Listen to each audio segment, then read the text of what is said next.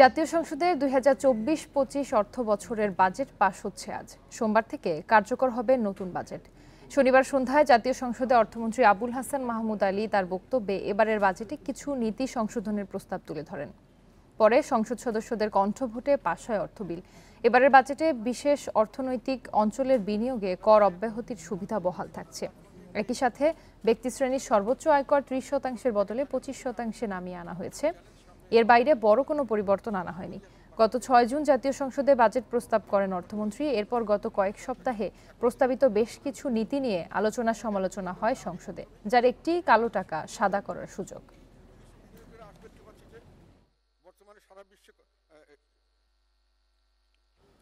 উন্নয়নের ধারা বজায় রাখতেই আগামী অর্থবছরের বাজেট প্রণয়ন করা হয়েছে, যা বাস্তবায়ন সম্ভব বলে জানিয়েছেন প্রধানমন্ত্রী শেখ হাসিনা। শনিবার বিকেলে সংসদে ২০২৪-২৫ অর্থবছরের বাজেট অধিবেশনে আলোচনায় বিভাগীয় সব শহরে মেট্রো রেল চালুর ঘোষণাও দেন সরকার প্রধান। আমি মোটেই বাজেটকে উচ্চবেশী মনে করি না। সংসদে ২০২৪-২৫ অর্থবছরের বাজেট অধিবেশনে শনিবার বিকেলে আলোচনায় অংশ নেন প্রধানমন্ত্রী শেখ হাসিনা। নানা প্রতিবন্ধকতার পরও উন্নয়ন চালু রাখতে তার সরকারের চ্যালেঞ্জের কথা তুলে ধরেন সংসদ সদস্যদের সামনে। উচ্চ প্রবৃদ্ধি অর্জন ধারাবাহিকভাবে অব্যাহত রেখেছি। প্রধানমন্ত্রী বলেন, উন্নয়নের ধারা অব্যাহত রাখতেই এই বাজেট দেয়া হয়েছে। সুনির্দিষ্ট লক্ষ্য নিয়ে এগুলে এর বাস্তবায়ন সম্ভব। এ সময় আয়কর হার সর্বোচ্চ 25% বহাল রাখার প্রস্তাব করেন তিনি। হতদরিদ্র যা ছিল 25.6 ভাগ, সেটাকে আমরা এখন কমিয়ে মাত্র 5.6 ভাগে নামিয়েছি। ইনশাল্লাহ হতদরিদ্র বলে বাংলাদেশে কেউ থাকবে না। আমরা 2030 সালের মধ্যে এই অতি দরিদ্র হার একেবারে সুন্দর কথা নিয়ে আসবো ইনশাল্লাহ। উন্নয়নের গতি দেখতে সমালোচকদের গ্রামে যেতে বলেন প্রধানমন্ত্রী। এছাড়া সব বিভাগীয় শহরে মেট্রো রেলের মতো সার্ভিস চালুর ঘোষণাও দেন। দেশকে এগিয়ে নিয়ে যাব সেই আহ্বান জানাই।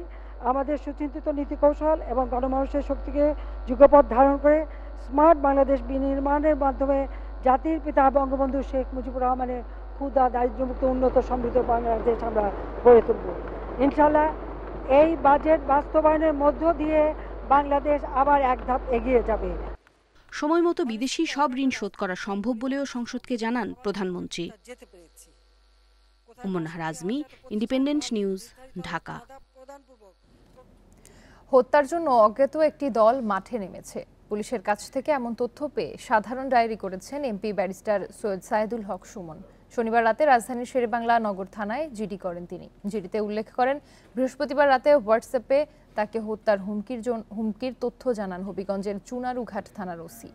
ওই এলাকা ব্যারিস্টার সৈয়দ সাইদুল হকের নির্বাচনী এলাকা। 4 থেকে 5 জনের একটি দল আরও 3 দিন আগেই মাঠে নেমেছে বলে তাকে জানানো হয়। রাতে ঘরের বাইরে বের না হতে এবং সতর্ক থাকতে পরামর্শ দেন পুলিশ কর্মকর্তা। তবে দলের সদস্যদের পরিচয় জানাননি ওসি। এ অবস্থায় চরম নিরাপত্তাহীনতায় ভুগছেন বলেও জিডিতে উল্লেখ করেন ব্যারিস্টার সুমন।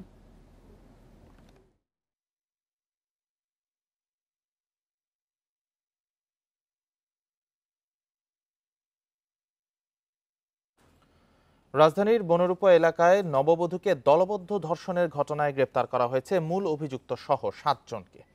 পুলিশ বলছে, প্রেমের সম্পর্ক ভেঙে অন্য জায়গায় বিয়ে করাই এর কারণ। এই ঘটনায় খিলক্ষেত থানায় নারী ও শিশু নির্যাতন দমন আইনে 6 জনকে আসামি করে মামলা হয়েছে। শুক্রবার সন্ধ্যায় স্বামীর সঙ্গে খিলক্ষেতের বনরূপা এলাকায় ঘুরতে যান ভুক্তভোগী ওই নারী। তাদের অভিযোগ, এ সময় আবুল কাশেম নামের এক ব্যক্তির নেতৃত্বে 7 জনের একটি দল তাদের অপহরণ করে। তারপর ঘটে গণধর্ষণের ঘটনা। মামলার এজাহারে বলা হয়েছে, আসামি আবুল কাশেম ওই নারীর পূর্ব পরিচিত। তাকে বিয়ে না করাতেই তাদের ঝোপে আটকে রেখে মুক্তিপণ দাবি করা হয় 3 লাখ টাকা, আর তা আনার জন্য ছেড়ে দেয়া হয় স্বামীকে। সে সময় গণধর্ষণের শিকার হন ওই নারী। মুক্তিপণ দাবি করে যে এই টাকা না দিলে তাদেরকে মেরে ফেলবে বা তাদেরকে নির্যাতন করবে।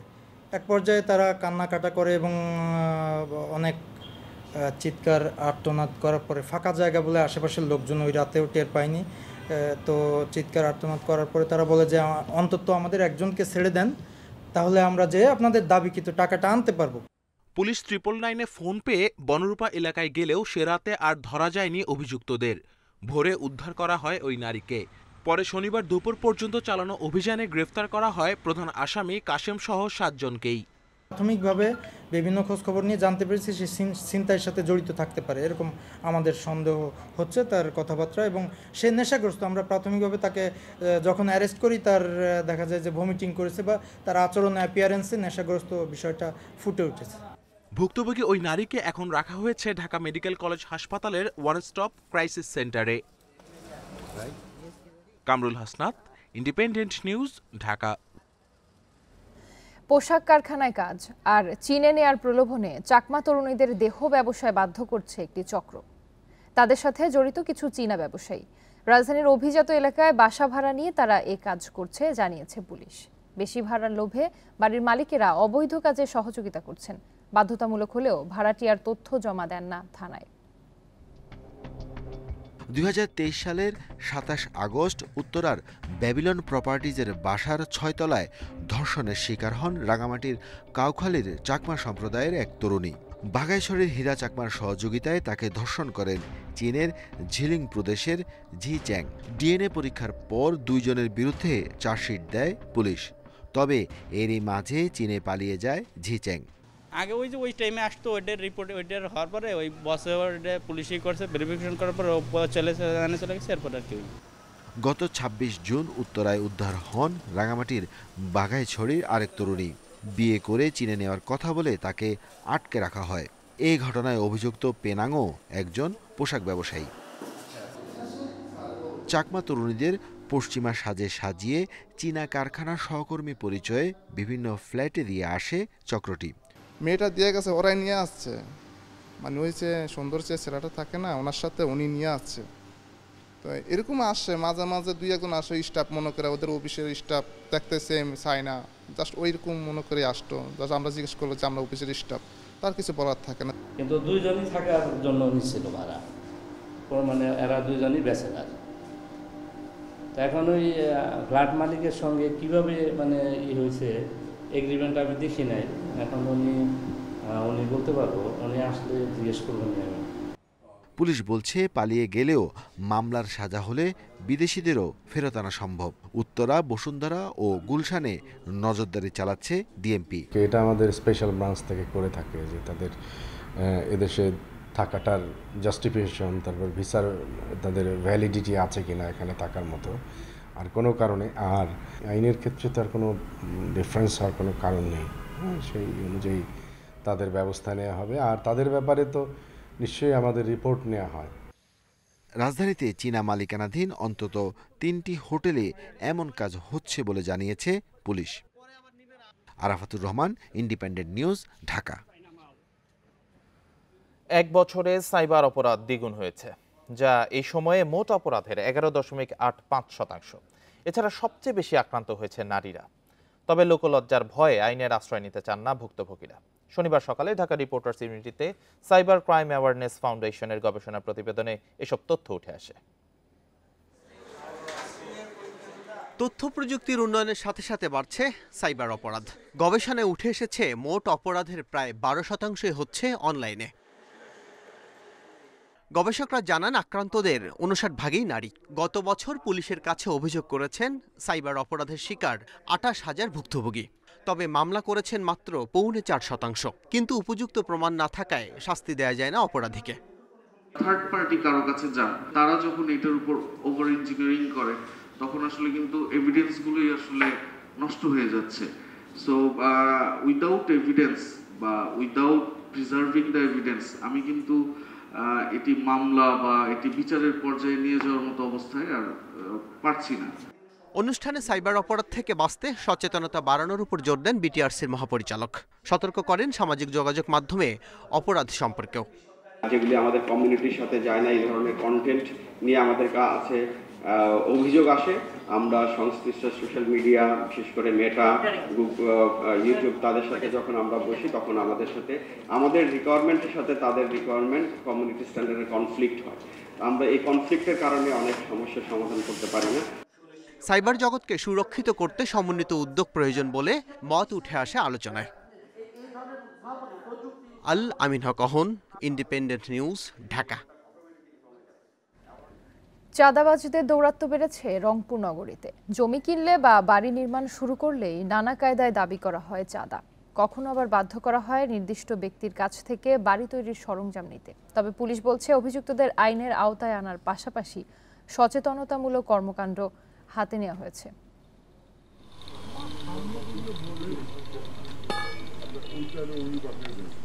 রংপুর নগরীর তাজহাট এলাকায় সম্প্রতি বাড়ি নির্মাণ কাজে হাত দেন বেগম রোকেয়া বিশ্ববিদ্যালয়ের সহকারী রেজিস্ট্রার হাফিজ আল আসাদ রুবেল। তবে ভয় ভীতি দেখিয়ে কাজ বন্ধ করে দেয় চাঁদাবাজরা। পরে পুলিশের দ্বারস্থ হলে গ্রেপ্তার হন 7 জন। ওরা বিভিন্নভাবে প্রেশার দিয়ে চাঁদা টাদা চাইছে এবং আধা ঘন্টার একটা আলটিমেটাম দিয়ে দিছে এবং ওই টাইমে পুরো 1 ঘন্টা আমার কাজ বন্ধ ছিল। আধা ঘন্টা পর এসে তারা আবার জিজ্ঞেস করছে, তাদেরকে বিভিন্নভাবে প্রেশারাইজ করছে। নগরবাসী বলছে চাঁদাবাজদের এমন দৌরাত্ম্য বেড়েই চলেছে। কেউ জমি কিনলে বা বাড়ি নির্মাণ শুরু হলে নানা কায়দায় দাবি করে চাঁদা। কখনো আবার বাধ্য করা হয় নির্দিষ্ট ব্যক্তির কাছ থেকে রড, সিমেন্ট সহ ভবন নির্মাণের সামগ্রী কিনতে। নানা প্রকার চাঁদাবাজি থেকে শুরু করে তাদের কাছ থেকে ইট, পাথর, বালু এরকম নেয়ার জন্য তারা তাগিদ সৃষ্টি করে। আশেপাশের লোকজন প্রচুর পরিমাণে ডিস্টার্ব করতো আমাদের। বিশেষ করে হচ্ছে ম্যাটেরিয়ালস যে আমরা এখানে ইউজ করি, রড, সিমেন্ট, বালি, এইগুলা ওনারা বলতো যে না, এটা আমাদের কাছে নিতেই হবে। চাঁদাবাজদের উৎপাত ঠেকাতে নগরের বিভিন্ন স্থানে পুলিশের ফোন নম্বর দিয়ে টাঙানো হয়েছে ব্যানার ফেস্টুন। কেউ চাঁদা দাবি করলে নির্ধারিত নম্বরে ফোন দিয়ে অভিযোগ জানানোর আহ্বান প্রশাসনের। আমরা প্রত্যেকটা বাড়ির মালিককে অনুরোধ করব তার বাড়িতে যেন, নির্মাণাধীন বাড়িতে যেন সিসিটিভির ব্যবস্থা রাখে এবং দ্বিতীয়ত হচ্ছে একটা সাইনবোর্ড টাঙাবে যেখানে এই চাঁদাবাজি এবং এই ধরনের কথাগুলো রংপুর মেট্রোপলিটন পুলিশের পক্ষ থেকে সচেতনতামূলক একটা ব্যানার থাকবে। কর্পোরেশনের পক্ষ থেকেও চাঁদাবাজদের বিরুদ্ধে শক্ত অবস্থান রয়েছে বলে জানান সিটি মেয়র। যারা আমার অধীনে চাকরিরত অবস্থা আছে তাদের বিরুদ্ধে বিন্দুতম কোনো অভিযোগ বরদাস্ত করা হবে না। এই ধরনের কোনো অপরাধের সঙ্গে সংযুক্ত থাকলে সে সিটি কর্পোরেশন চাকরি করতে পারবে না, টার্মিনেট হবে, সে একজন সন্ত্রাসী হিসাবে ট্রিট হবে। চাঁদাবাজির ঘটনায় নগরের বিভিন্ন থানায় গত 5 মাসে 10টি মামলা হয়েছে। এসব মামলায় গ্রেপ্তার হয়েছে অন্তত 24 জন। Independent news. এ বিষয়ে আরো জানাতে রংপুর থেকে যুক্ত আছেন সহকর্মী নজরুল ইসলাম। নজরুল, চাঁদাবাজদের দৌরাত্ম্য ঠেকাতে কি কি ব্যবস্থা নিচ্ছে প্রশাসন, আর এলাকাবাসী কতটা সচেতন এ বিষয়ে? দেখুন, আসলে পুলিশের যদি এই বিষয়ে বলে থাকি যে তারা কিন্তু বিভিন্ন ধরনের তারা যে উদ্যোগ গ্রহণ করেছেন, অর্থাৎ সাদা পোশাকে এবং পোশাকধারী পুলিশ তারা কিন্তু বিভিন্ন মোড়ে মোড়ে তারা তল্লাশি করছেন এবং যারা চাঁদা চাচ্ছেন তাদেরকে খোঁজার জন্য যেভাবে তাদের যে অর্থাৎ মেটেরিয়াল তারা ব্যবস্থা করছেন। তারা আমরা একটু আগে কিন্তু পুলিশের যিনি এখানকার ক্রাইমের প্রধান রয়েছেন আবু মারুফ হোসেন, তার সঙ্গে কথা বলেছি। তিনি যেমনটি বলেছেন যে চাঁদাবাজির দৌরাত্ম্য বন্ধ করতে যা যা ব্যবস্থা তারা গ্রহণ করেছেন। আমি যদি একটু বলে রাখি যে এই যে কয়েকদিন আগে যে সম্প্রতি ঘটনা ঘটে গেল, এটি কিন্তু আসলে এই রকমই কিন্তু দেখেছি যে 1 বছর ধরে কিন্তু চাঁদাবাজদের দৌরাত্ম্য কিন্তু বেড়ে গেছে। রংপুর শহরের বিভিন্ন যারা ভবন করছেন, যারা বড় বড় বিল্ডিং করতে চাচ্ছেন, তাদের কিন্তু বিভিন্নভাবে কৌশলে তারা চাঁদা দাবি করে যাচ্ছেন। এই চাঁদা আসলে না দিলেই এই বিল্ডিং করা এবং ভবন করা কিন্তু বন্ধ করে দিচ্ছে এক পর্যায়ে। তারা অনেকেই বলছেন যে এই সব চাঁদাবাজি কিন্তু বিভিন্ন ধরনের, অর্থাৎ কোনো প্রভাবশালী মহল হতে পারে কিংবা কোনো জনপ্রতিনিধির লোকজন হতে পারে কিংবা কোনো রাজনৈতিক দলের লোকজন হতে পারে। তাদেরকে খোঁজার জন্য পুলিশ প্রশাসন আছেন এবং পুলিশ প্রশাসন তাদেরকে খুঁজছেন। তবে এই ঘটনায় কিন্তু আমরা যেটা জেনেছি যে প্রায় 11টি মামলা হয়েছে, প্রায় 25 থেকে 26 জনকে গ্রেপ্তার করেছে। তাদেরকে আদালতেও সোপর্দ করা হয়েছে এবং আদালতের মাধ্যমে অনেকে আবার জামিনও হয়েছে। তারা কিন্তু আবারও চাঁদাবাজির যে উৎপাত সেটি কিন্তু আবারও বিভিন্ন জায়গায় তারা চালিয়ে যাচ্ছেন। তাদের বিভিন্ন কৌশলটা হচ্ছে তারা কিন্তু রড, সিমেন্ট বিভিন্ন ধরনের দিয়ে কিন্তু চাঁদার দাবি করছেন। যদি সেটি না নেওয়া হয় তাদেরকে হুমকি তুমকি দিচ্ছেন, অনেকের বাড়ি কিন্তু করা বন্ধ করে দিয়েছেন। আপনি নিশ্চয়ই জানেন যে রংপুরে কিন্তু সম্প্রতি কয়েকটি ঘটনা ঘটার পরে কিন্তু পুলিশের কিন্তু যে অর্থাৎ যেটি নড়াচড়ে বসে সেটি কিন্তু বলছেন তারা কিন্তু একটা সাইনবোর্ডও কয়েকটি জায়গায় লাগিয়ে দিয়েছেন, যে সাইনবোর্ডে তাদের নম্বর দিয়েছেন। এই নম্বরে তারা যোগাযোগ করলে চাঁদাবাজদের যেখানে থাক না কেন তাদের গ্রেপ্তার করা হবে, এটি আসলে পুলিশের পক্ষ থেকে বলা হচ্ছে। তবে সিটি মেয়রের যেটি ভূমিকা রয়েছে, সিটি মেয়র বলছেন যে অতি দ্রুত যদি কেউ সিটি কর্পোরেশনে বা কোনো ধরনের লোকজন থাকেন তাদের বিরুদ্ধে ব্যবস্থা গ্রহণ করবেন, আইনি ব্যবস্থা, এবং তাদের চাকরি থেকে চ্যুত করা হবে। এটি আসলে সিটি কর্পোরেশন পক্ষ থেকে সিটি মেয়রের পক্ষ থেকে বলা হচ্ছে। তারপরে কিন্তু চাঁদাবাজির দূরত্ব আসলেই কমছে না। তবে এটি অর্থাৎ চাঁদাবাজির দৌরাত্ম্য কমানোর জন্য যেসব ব্যবস্থা হতে পুলিশের পক্ষ থেকে তা করা হচ্ছে এবং পুলিশ বলছেন যে জনগণকে সাথে আসতে হবে এবং জনগণ যদি এটার অর্থাৎ সচেতনমূলক কাজ করেন তাহলে ওই চাঁদাবাজি বন্ধ হবে রংপুর শহর থেকে। রংপুর থেকে জানাচ্ছিলেন সহকর্মী নজরুল ইসলাম। লক্ষ্মীপুরে ছাত্রলীগ নেতা এম সজীব হত্যা মামলার 2 মাস পার হলেও বেশিরভাগ আসামি গ্রেফতার হয়নি। মামলা তুলে নেওয়ার হুমকি দেওয়া হচ্ছে বাদী ও স্বজনদের। পুলিশ বলছে পরিকল্পিত এই হত্যাকাণ্ড তদন্তে বাড়তি গুরুত্ব দেওয়া হচ্ছে। গত 13 এপ্রিল লক্ষ্মীপুর সদরের যদিরপুকুর পাড় এলাকায় দুর্বৃত্তদের হামলার শিকার হন থানা ছাত্রলীগ নেতা এম সজীব। চিকিৎসাধীন অবস্থায় 17 এপ্রিল সজীব মারা যান। এই ঘটনায় মামলার পর 6 জনকে গ্রেপ্তার করে পুলিশ। ঘটনার 2 মাস পার হলেও 16 আসামি এখনো ধরাছোঁয়ার বাইরে রয়েছে। এতে ক্ষোভ জানান স্বজনরা। তারা অভিযোগ করেন মামলা তুলে নিতে হত্যার ভয় দেখানো হচ্ছে। কালকাটা রিপন, পাহাড়ের দুলাল শাহ, বিএমপি এবং বাবলু শাহ জড়িত থেকে, তাজু ভূঁইয়া শাহ জড়িত থেকে তাকে হত্যা করা হয়েছে। এখনো পর্যন্ত যে প্রধান আসামি সহ ওই আসামিদের গ্রেপ্তার করা হয় নাই, তার জন্য আমরা অত্যন্ত তীব্র নিন্দা জানাই। নিরাপত্তাহীনতার কথা উল্লেখ করে আওয়ামী লীগ নেতারা বাকি আসামিদের গ্রেপ্তারে দ্রুত ব্যবস্থা নেওয়ার দাবি জানিয়েছেন। যে তার কথা না শুনবো তাকে মারধর করব, না শুন অথবা তার বিরুদ্ধে মামলা দিব, এইভাবে মানুষের দমায় রাখে এবং একক আধিপত্য বিস্তার করে। চন্দ্রগঞ্জের সমস্ত সন্ত্রাসী কর্মকাণ্ড, চাঁদাবাজি, এইটার বিরুদ্ধে মাননীয় প্রধানমন্ত্রীর নির্দেশে তদন্ত করে সন্ত্রাসীকে আইনের আওতায় আনা হোক। পুলিশ বলছে পরিকল্পিত হত্যাকাণ্ডের বিষয়টি মাথায় নিয়ে তদন্ত চলছে। হুমকির বিষয়টিও খতিয়ে দেখা হচ্ছে। হত্যাকাণ্ডের যে কী কারণে হত্যাকাণ্ড হয়েছিল এবং কারা এটার সাথে জড়িত তার খুবই দ্বার প্রান্তে চলে আসছি। অচিরে আমরা ইনশাল্লাহ এটা টোটালি মূল রহস্য উদ্ঘাটন করে আমরা আসামিদেরকে বিজ্ঞ আদালতে আইনের মুখোমুখি করতে পারব। বাকি আসামিদের ধরতে অভিযান চলছে বলে জানিয়েছে পুলিশ। Independent news. আজ থেকে প্রায় 1 সপ্তাহ সারা দেশে ভারী থেকে অতি ভারী বৃষ্টির পূর্বাভাস রয়েছে। এরপর প্রকোপ কমলেও বৃষ্টি অব্যাহত থাকতে পারে আরও কয়েকদিন। একই সঙ্গে বজ্রপাত, পাহাড় ধস ও বন্যা পরিস্থিতির অবনতি হওয়ারও আশঙ্কা করা হচ্ছে। মৌসুমী বায়ুর সক্রিয়তা আর সাগরে লঘুচাপের প্রভাবে এমন বৃষ্টির আভাস আবহাওয়াবিদদের। শনিবার সকাল সূর্যের দেখা মিললেও 10টা নাগাদ ঝুম বৃষ্টি শুরু হয় রাজধানীতে। বর্ষণ হয় টানা প্রায় 40 মিনিট। দিনভর আকাশ থাকে মেঘলা, মাঝে মাঝে ঝরে গুড়ি গুড়ি বৃষ্টি। রোববার থেকে সারা দেশে বৃষ্টির ব্যাপকতা বাড়ার আভাস আবহাওয়াবিদদের। রংপুর, সিলেট, চট্টগ্রাম অঞ্চলে অতি ভারী বৃষ্টির শঙ্কা। হালকা থেকে মাঝারি বৃষ্টি হবে, তো কোথাও কোথাও ভারী থেকে অতি ভারী হতে পারে। এই 3 থেকে 4 দিন ভারী থেকে অতি ভারী বৃষ্টির কথা বলেছি, এর পরেও কিন্তু বৃষ্টিপাত থাকবে, যেহেতু এখন বর্ষাকাল। ভারতের আসাম ও মেঘালয়েও ভারী বৃষ্টির পূর্বাভাস আছে। এতে সিলেট অঞ্চলে বন্যা বাড়তে পারে। এছাড়া চট্টগ্রাম, বান্দরবান, খাগড়াছড়ি ও কক্সবাজারে পাহাড় ধসের সতর্কতা দিয়েছে আবহাওয়া অফিস। চট্টগ্রামের যে সকল পাহাড়ি এলাকা আছে সেখানে কিন্তু ভূমিধসেরও সম্ভাবনা রয়েছে। মেঘালয় বা ওই সকল জায়গায় যখন বৃষ্টিপাত অনেক বেশি হয়, সেই পানি আমাদের আসে। সেটার সঙ্গে যদি অ্যাডিশনাল খুব কম সময়ের মধ্যে অনেক বেশি মিলিমিটার বৃষ্টি হয়, তখন স্বাভাবিকভাবেই আমাদের নদীর পানির উচ্চতা বাড়বে। বৃষ্টির সময় বজ্রপাতের আশঙ্কার কারণে সবাইকে চলাচলে সতর্ক থাকার পরামর্শ দিচ্ছেন আবহাওয়াবিদরা। বন ইবনে কামাল, ইন্ডিপেন্ডেন্ট নিউজ, ঢাকা। বন্যা পরিস্থিতি ও পাহাড় ধস নিয়ে আরো জানাতে মৌলভীবাজার ও রাঙামাটি থেকে যুক্ত হয়েছেন সহকর্মীরা। শুরুতে বন্যা পরিস্থিতি নিয়ে জানাবেন মৌলভীবাজার থেকে সহকর্মী তুহিনুর রশিদ।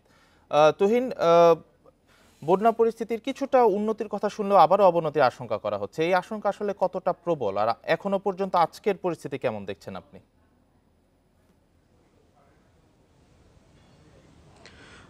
আমি এই মুহূর্তে দাঁড়িয়ে আছি, এটি হচ্ছে কুলাউড়া উপজেলার এটি কানিয়াহাট নামের একটি গ্রাম আছে। এই গ্রামের একটি রাস্তায় আমি দাঁড়িয়ে আছি। আপনি যদি একটু দেখাতে চাই, এখানে এই গ্রামের রাস্তাটা কিন্তু গত 2 সপ্তাহ ধরে ডুবে আছে। শুধু এই রাস্তা না, এই গ্রামের আশেপাশে সকল রাস্তায় কিন্তু পানিতে নিমজ্জিত আছে 2 সপ্তাহ ধরে।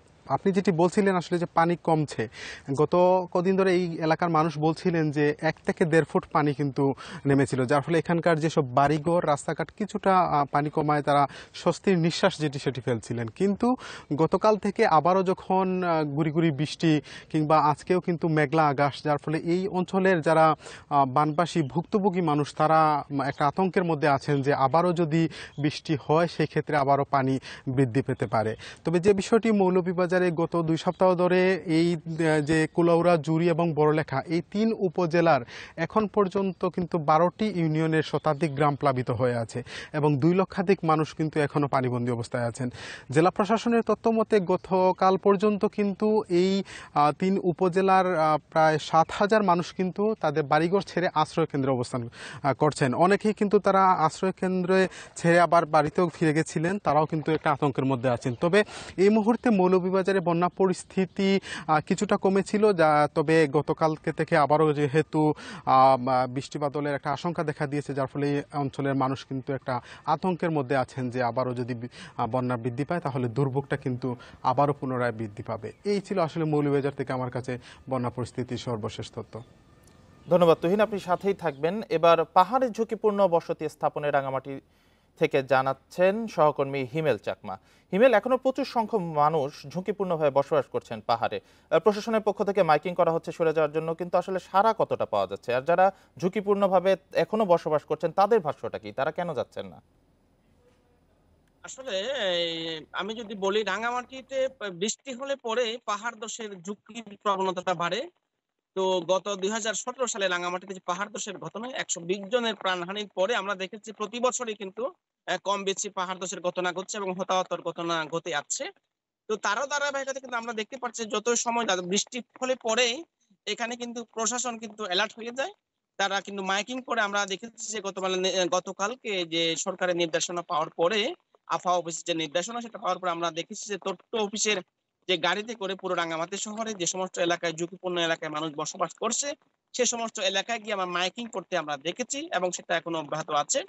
তবে একটা বিষয়, যে ঝুঁকিপূর্ণ যে বসতিগুলো আপনার 2017 সালে যেখানে যে পাহাড় ধসের পরবর্তী যে তদন্ত কমিটি গঠন করা হয়েছিল, তারা বলেছিল যে আসলে এই সমস্ত ঝুঁকিপূর্ণ এলাকায় যারা বসবাস করছে তাদেরকে সরিয়ে নেওয়ার জন্য সহ এবং এখানে আশ্রয় কেন্দ্র নির্মাণ সহ তারা কয়েকটি সুপারিশ করেছিল, বাট সেটি আমরা এখনো পর্যন্ত কোনো কার্যকর লক্ষ্য দেখতে পাচ্ছি না।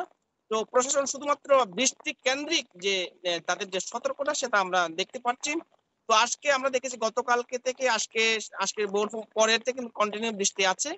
তো এই বৃষ্টির পরে আসলে আমরা দেখতে পাচ্ছি যে মানুষের মধ্যে একটা আতঙ্ক তৈরি হয়েছে। তবে সবচেয়ে একটা উদ্বেগজনক বিষয় সেটা হচ্ছে নির্দেশনা পাওয়ার পরেও কিন্তু যারা ঝুঁকিপূর্ণ এলাকায় বসবাস করছেন তারা কিন্তু আশ্রয় কেন্দ্রে যাচ্ছে না। কারণটা হচ্ছে আশ্রয় কেন্দ্র যেগুলো আছে সেগুলো কিন্তু আসলে অস্থায়ী আশ্রয় কেন্দ্র। সরকারি যে সমস্ত অফিস আদালত আছে, অফিস, স্কুল, কলেজ, এই সমস্ত এলাকাতে তেমন সাড়া পাওয়া যাচ্ছে না, তারা আশ্রয় কেন্দ্র সেভাবে যাচ্ছে না, ঝুঁকিপূর্ণভাবে বসবাস করছেন। মৌলভীবাজার ও রাঙামাটি থেকে জানাচ্ছিলেন আমাদের সহকর্মীরা। সিলেট অঞ্চলে বন্যায় ফের আলোচনায় কিশোরগঞ্জে হাওরের ওপর নির্মিত ইটনা মিঠামইন অষ্টগ্রাম সড়ক। অলওয়েদার সড়কটির কারণে পানি নামতে পারছে না মত বিশেষজ্ঞদের। পানি উন্নয়ন বোর্ডের মতে হাওরের সড়ক নিয়ে সমীক্ষা দরকার। এছাড়া হাওরগুলো কেন আগের মতো পানি রাখতে পারছে না তা নিয়েও গবেষণা দরকার। 2020 সালের অক্টোবরে উদ্বোধন হয় ইটনা থেকে মিঠামইন হয়ে অষ্টগ্রাম পর্যন্ত প্রথম অলওয়েদার সড়ক। হাওরের বুক চিরে নির্মিত প্রায় 30 কিলোমিটার সড়ক 3টি উপজেলাকে যুক্ত করেছে। 2022 সালে সিলেটের ইতিহাসে ভয়াবহতম বন্যার জন্য অনেকেই সড়কটিকে দায়ী করেন। 2 বছরের মধ্যে সিলেট অঞ্চলে ফের বন্যা। অন্যবারের চেয়ে এবার উজানের পানি বেশি সময় থাকছে। পানি উন্নয়ন বোর্ড বলছে ঢলের সাথে আসা পলির কারণে হাওর ও জলাশয় ভরাট হচ্ছে। অলওয়েদার সড়কের কারণে কতটা ক্ষতি তা নির্ধারণের তাগিদ এ প্রকৌশলীর। কোনো একটা বিশেষজ্ঞ টিম যদি, যারা ওয়াটার স্পেশালিস্ট, তারা যদি এটা ভিজিট করেন এবং এটি নিয়ে স্টাডি করেন তাহলে কিন্তু পুরো চিত্রটা বের হয়ে আসতে পারে যে আসলে বাধাগ্রস্ত হচ্ছে কিনা। বিশেষজ্ঞরা বলছেন হাওরের বুকে সড়ক নির্মাণ আত্মঘাতী। আইনের ব্যত্যয় ঘটিয়ে এই সড়ক নির্মাণের আগে হয়নি পরিবেশগত সমীক্ষাও। এই দিকের পানি উঁচু, এই দিকের পানি নিচুতে, আপনি রাস্তার উপরে দাঁড়িয়ে এটা বুঝবেন না। ওখানকার পণ্ডিত লোকরা, ওখানকার লোকরা বলছেন না কোনো প্রভাব নেই। অবশ্যই প্রভাব আছে, অবশ্যই সেটা পানি আটকাচ্ছে। কি করে বুঝবেন? 2 পারের পানি মাপেন। আমি চোখ বন্ধ করে বলতে পারি একজন প্রকৌশলী হিসাবে 2 পারে পানির ডিফারেন্স অন্তপক্ষে 5 ফুট। তবে পানি উন্নয়ন বোর্ডের সাবেক প্রধান প্রকৌশলীর দাবি, হাওরের সড়কের কারণে বন্যার পানি নামতে সমস্যা হচ্ছে না। যেই রাস্তাগুলো অ্যাক্রস দ্য ফ্লো বা প্রবাহকে বাধাগ্রস্ত করে, পানি কিন্তু একদিকে জমে উপরে উঠবে, উপরে গিয়ে অন্যদিকে যায় আস্তে আস্তে যাবে। একটা হেড ডিফারেন্স থাকে, পানি সমতলে বেশ একটা উচ্চতা থাকে। এই রাস্তায় কখনোই সেটা দেখা যায় না। জীববৈচিত্র্য ভরপুর হাওরকে প্রকৃতির নিয়মেই থাকতে দেওয়া উচিত বলে মত বিশেষজ্ঞদের। হাকালুকি হাওর ঘেঁষা পাবিজুরি গ্রামের অন্তত 200 পরিবার এভাবে টানা 9 দিন ধরে পানিবন্দী। 2022 সালের আগের বছরগুলোতে যেভাবে উজানের ঢল নামতো তাতে দীর্ঘদিন এভাবে পানিবন্দী থাকতে হতো না। কারণ হিসেবে সচেতন নাগরিকরা বলছেন, হাকালুকি হাওরের ভিতরে যে 238টি বিল রয়েছে তার মধ্যে অন্তত 100টি টিকে আছে, বাকিগুলো পলি পড়ে ভরাট হয়ে গেছে। তাই সামনের বছরগুলোতে যাতে আর এভাবে বন্যায় আক্রান্ত হতে না হয় সেজন্য বিলগুলো উদ্ধারের দাবি নাগরিকদের। Ijajur Rahman, independent news, Moulvibazar. HSC ও সমমানের পরীক্ষা শুরু হচ্ছে আজ সকাল 10টায়। বাংলা প্রথম পত্রের মধ্য দিয়ে শুরু হবে এ পরীক্ষা। তবে স্থগিত থাকছে সিলেট বিভাগের পরীক্ষা। সিলেটে স্থগিত 4টি বিষয়ের পরীক্ষা হবে 11 আগস্টের পর। তবে একসঙ্গে ফল প্রকাশ করা হবে বলে জানিয়েছে শিক্ষা বোর্ড। সিলেট অঞ্চল ছাড়া বাকি সব বোর্ডের 13,54,911 জন বসছেন এ পরীক্ষায়। শিক্ষা বোর্ড জানায়, বন্যার কারণে সিলেট অঞ্চলের সাধারণ শিক্ষা বোর্ডের 82,795 জন এবং মাদ্রাসা ও কারিগরি বোর্ডের 13,084 জনের পরীক্ষা শুরু হবে 9 জুলাই। স্বাভাবিক রুটিনে চলবে এ পরীক্ষা। আর স্থগিত হওয়া বাংলা প্রথম ও দ্বিতীয় পত্র এবং ইংরেজি প্রথম ও দ্বিতীয় পত্রের পরীক্ষা হবে অন্যান্য বিষয়ের লিখিত পরীক্ষা শেষ হওয়ার পর। বোর্ড বলছে, পুনর্বিন্যস্ত সিলেবাসে পরীক্ষা হবে, আর কেন্দ্রে প্রবেশ করতে হবে 30 মিনিট আগে।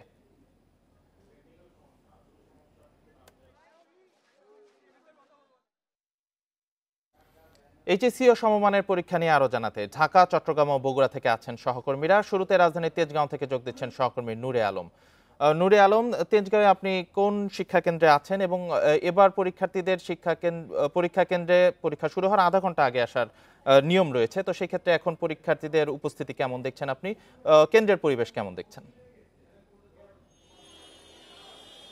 আমি সরকারি বিজ্ঞান কলেজ কেন্দ্রে রয়েছি। আজকে চিত্র যদি বলি, সকাল থেকে তীব্র যানজট, সেই সঙ্গে বৃষ্টি, ব্যাপক ভোগান্তিতে পড়তে হচ্ছে পরীক্ষার্থীদেরকে। আমি দেখেছি বেশ কয়েকজন পরীক্ষার্থী একদম ভিজে গিয়েছে এবং তারা দূর দূরান্ত থেকে এই কেন্দ্রে আসছে পরীক্ষা দিতে এবং তাদেরকে তীব্র ভোগান্তিতে পড়তে হচ্ছে এখানে।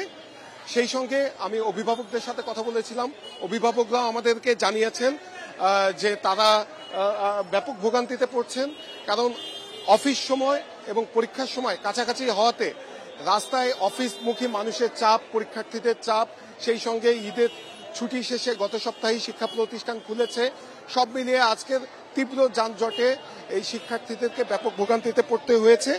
আরেকটি বিষয় জানিয়ে রাখি যে বন্যার কারণে সিলেট বিভাগের পরীক্ষা স্থগিত করা হয়েছে। সিলেট শিক্ষা বোর্ড, মাদ্রাসা ও কারিগরি শিক্ষা বোর্ডের যে সিলেট অঞ্চলের পরীক্ষার্থী রয়েছে তাদের পরীক্ষা শুরু হবে 9 জুলাই থেকে। স্বাভাবিক রুটিনেই তাদের পরীক্ষা হবে এবং তাদের স্থগিত হওয়া পরীক্ষাগুলো স্বাভাবিক রুটিন অনুযায়ী লিখিত পরীক্ষা শেষ হওয়ার পরে, অর্থাৎ 11 আগস্টের পরে তাদের এই স্থগিত হওয়া পরীক্ষাগুলো সম্পন্ন হবে। বোর্ড আমাদেরকে জানিয়েছে যে পরীক্ষা আগে পিছনে শুরু হলেও ফলাফল একসাথেই দেওয়া হবে, অর্থাৎ পরীক্ষা শেষ হওয়ার 60 দিনের মধ্যেই ফল প্রকাশ হবে। এবার বিকেল 5টায় শিক্ষামন্ত্রী এইচএসসি পরীক্ষার বিষয়ে সংবাদ সম্মেলন করবেন আন্তর্জাতিক মাতৃভাষা ইনস্টিটিউটে। সেই সঙ্গে জানিয়ে রাখি যে আবহাওয়া অফিসের যে পর্যবেক্ষণ, তাতে করে তারা কিন্তু জানিয়েছে যে আগামী 7 দিন রাজধানী সহ দেশের বিভিন্ন জায়গায় বৃষ্টি হতে পারে। তাই এই ভোগান্তি শুধু আজকেরই নয়, যদি আগামীকাল বৃষ্টি হয় সেই সম্ভাবনা রয়েছে। শিক্ষার্থীদের এই ভোগান্তি কিন্তু কমছে না।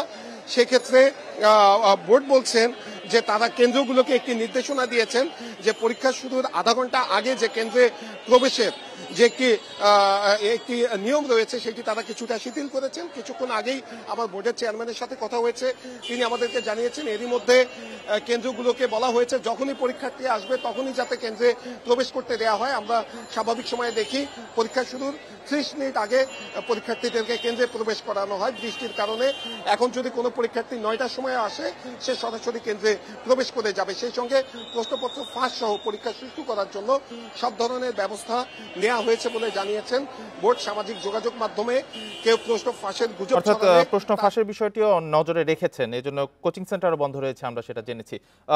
নূরে আলম, আপনি সাথেই থাকবেন। এবার বগুড়া থেকে জানাবেন সহকর্মী জজিব হোসেন।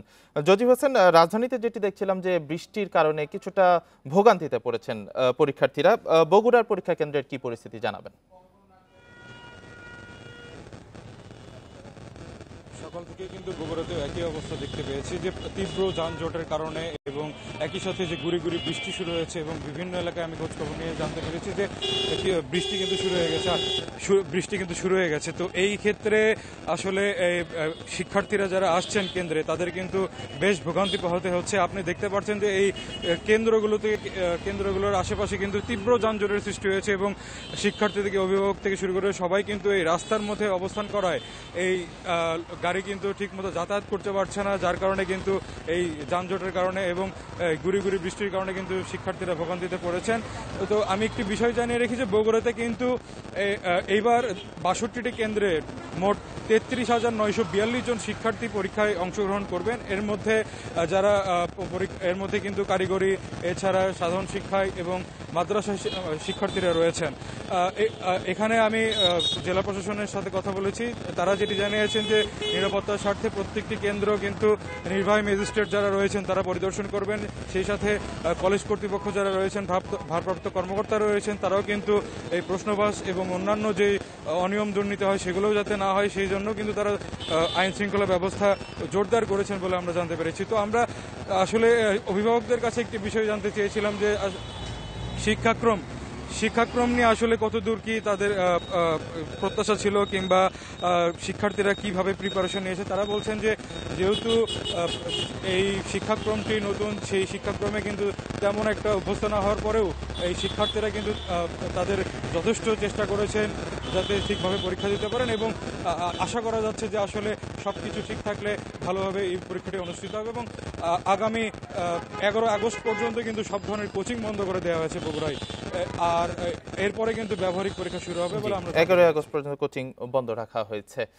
জজিফ হোসেন, আপনি সাথেই থাকবেন। এবার চট্টগ্রাম থেকে জানাবেন সহকর্মী আহসান রিটন। বৃষ্টি ও যানজটের কারণে আমরা দুই জায়গায় দেখলাম ঢাকা ও বগুড়ায় কিছুটা ভোগান্তিতে শিক্ষার্থীরা। চট্টগ্রামের কি অবস্থা এবং কতটি কেন্দ্রে কত সংখ্যক পরীক্ষার্থী অংশ নিচ্ছেন জানাবেন।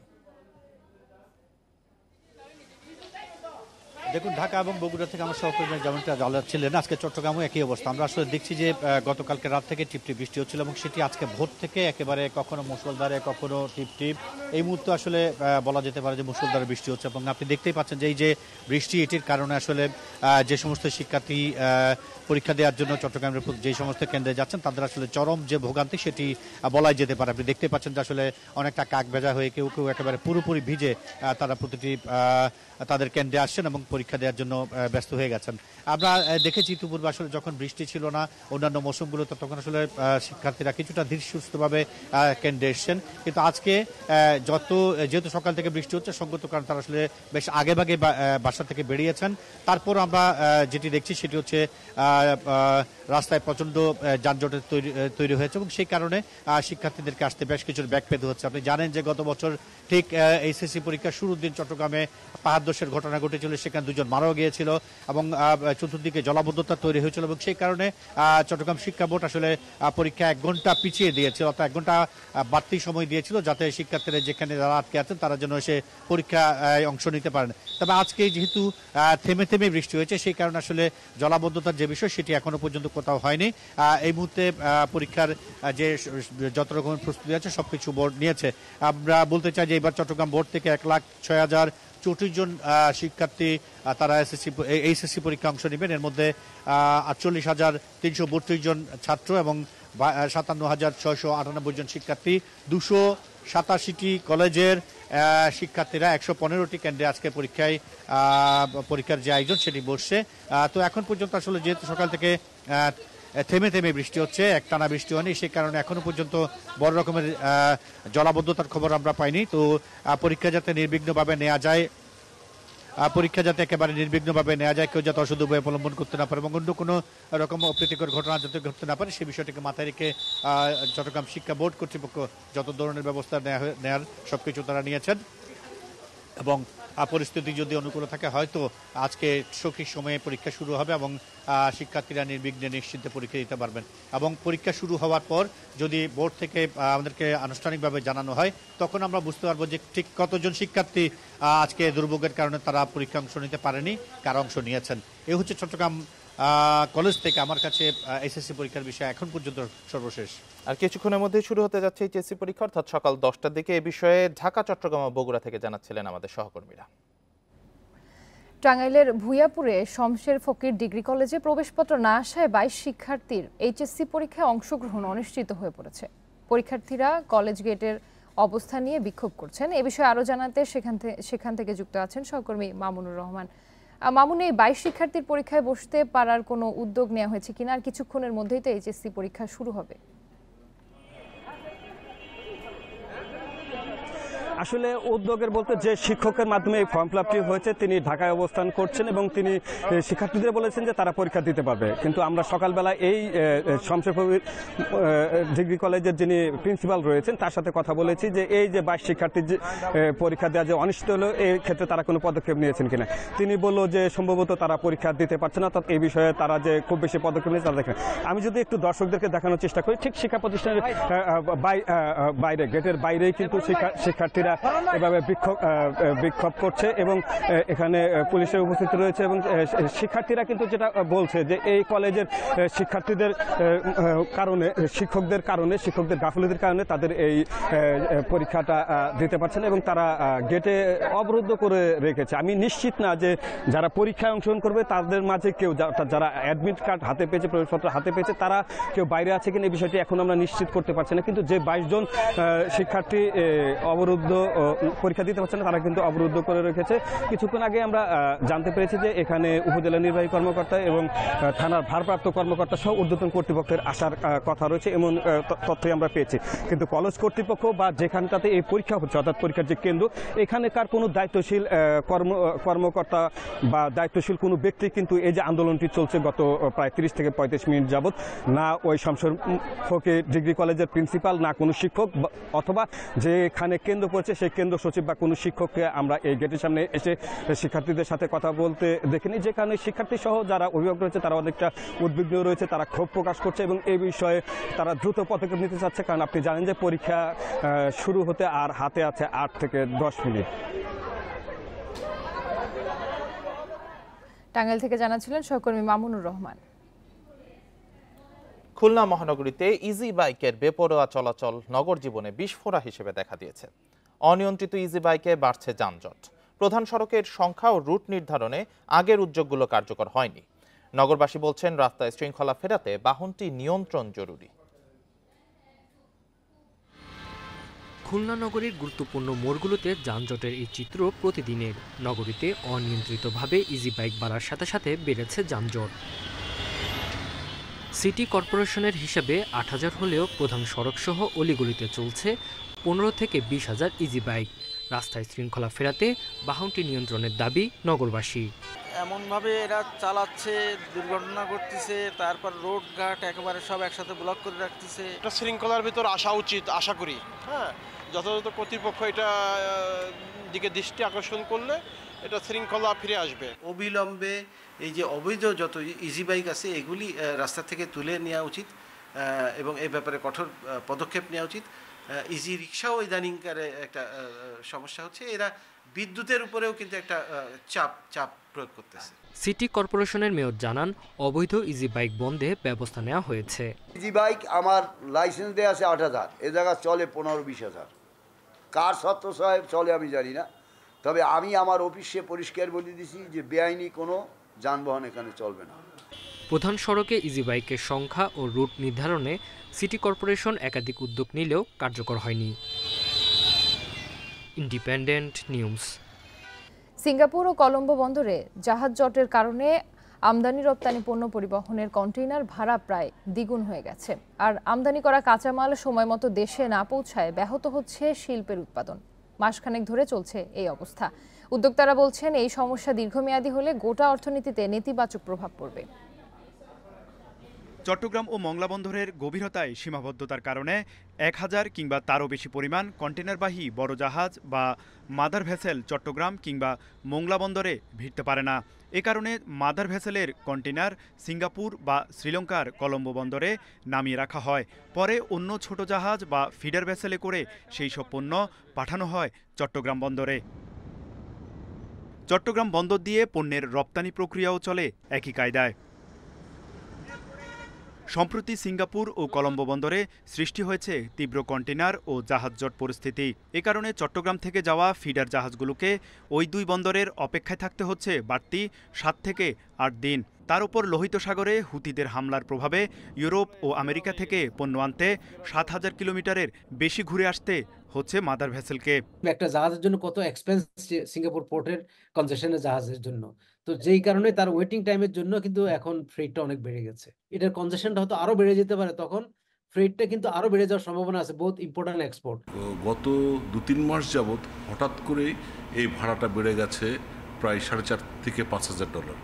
তো এই $4,500 থেকে $5,000 হওয়ার কারণে যে পণ্যটা আমরা আমদানি করে নিয়ে আসছি সেই পণ্যটার দাম বেশি হয়ে যাচ্ছে। আমদানি খরচ বেড়ে যাওয়ায় সরবরাহ ব্যাহত হচ্ছে শিল্পের কাঁচামাল, ইলেকট্রনিক্স পণ্যসহ যন্ত্রপাতির সরবরাহ, যার প্রভাবে উৎপাদন সহ নিত্যপণ্যের বাজারে বাড়বে খরচ।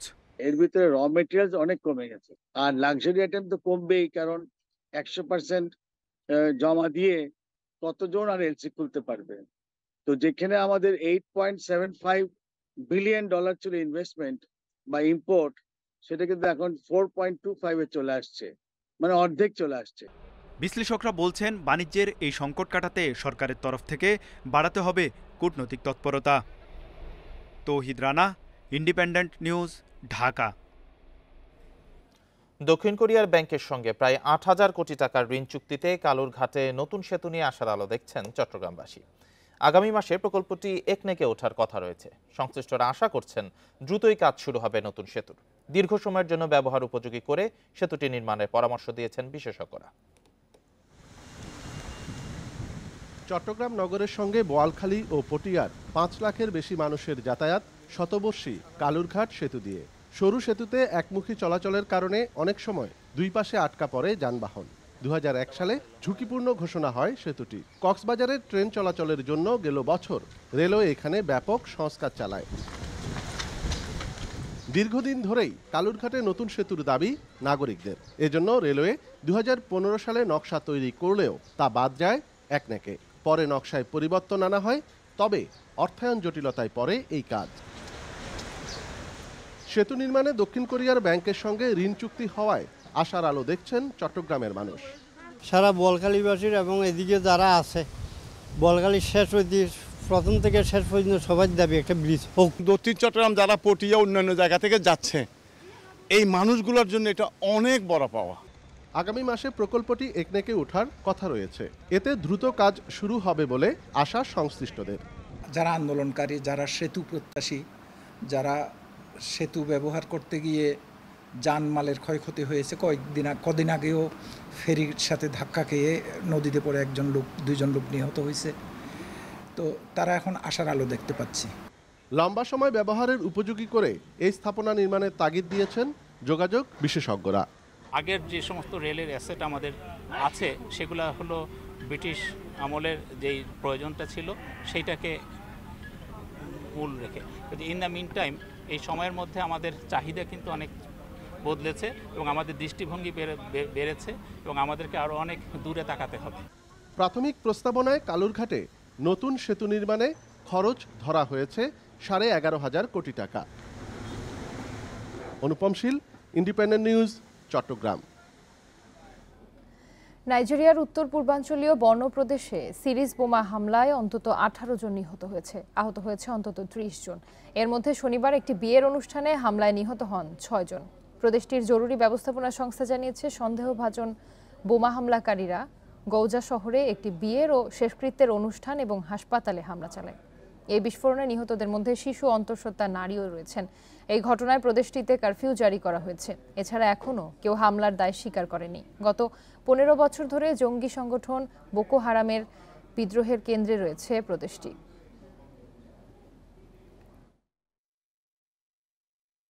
ভারত চীন সীমান্তে মহড়া চলার সময় ট্যাঙ্ক দুর্ঘটনায় 5 ভারতীয় সেনা নিহত হয়েছে। শনিবার এ তথ্য জানিয়েছে ভারতীয় সংবাদ মাধ্যম এনডিটিভি।